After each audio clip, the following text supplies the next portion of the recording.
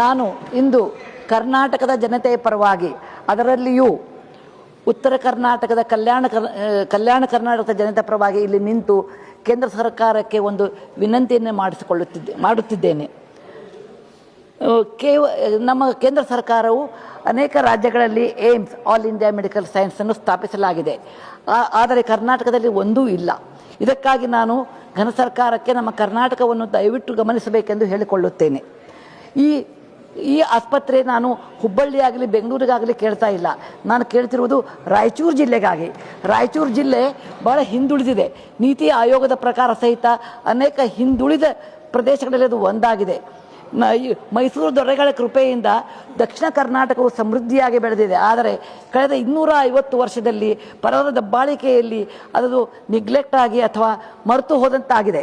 ಅಲ್ಲಿ ಉತ್ತಮವಾದ ಆರೋಗ್ಯದ ಯಾವುದೇ ಒಂದು ಉಪಾಯಗಳಿಲ್ಲ.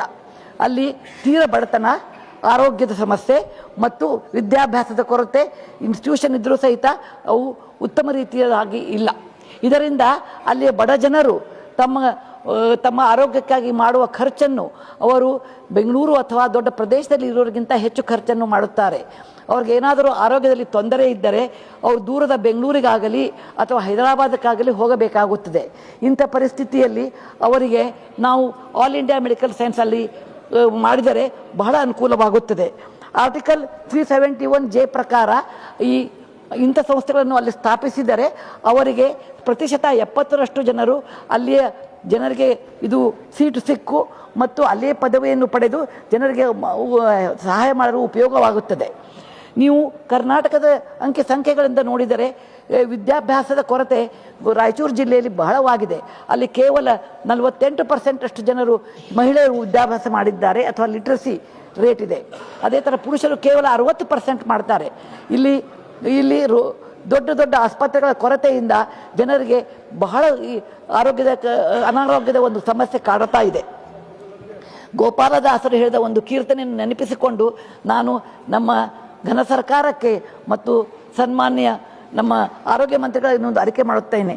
ಎನ್ನ ಭಿನ್ನಪ ಕೇಳು ಧನ್ವಂತ್ರಿ ದಯ ಮಾಡು, ಸಣ್ಣವನು ಕೇವಲ. ಅದು ಒಂದು ಸಣ್ಣ ಸಂಸ್ಥೆಯಾದರೂ ಸಣ್ಣ ಜಿಲ್ಲೆಯಾದರೂ ಅವರ ನಮ್ಮ ಅರಿಕೆ ಇದಕ್ಕಾಗಿದೆ. ಯಾಕೆಂದರೆ ಇದು ನಮಗೆ ಬಹಳ ಸಹಾಯವಾಗುತ್ತದೆ, ಬಡ ಜನರಿಗೆ ಸಹಾಯ ಆಗ್ತಾ ಇದೆ. ನಮ್ಮ ರಾಯಚೂರು ಜಿಲ್ಲೆಯೇ ಒಂದು ಕಾಲಕ್ಕೆ ಇತಿಹಾಸವಾಗಿ ಬಹಳ ಪ್ರಸಿದ್ಧವಾಗಿದ್ದರು. ಈಗ ಅಲ್ಲಿ ಆ ಥರದ ಕೊರತೆಯು ಎದ್ದು ಕಾಣುತ್ತದೆ.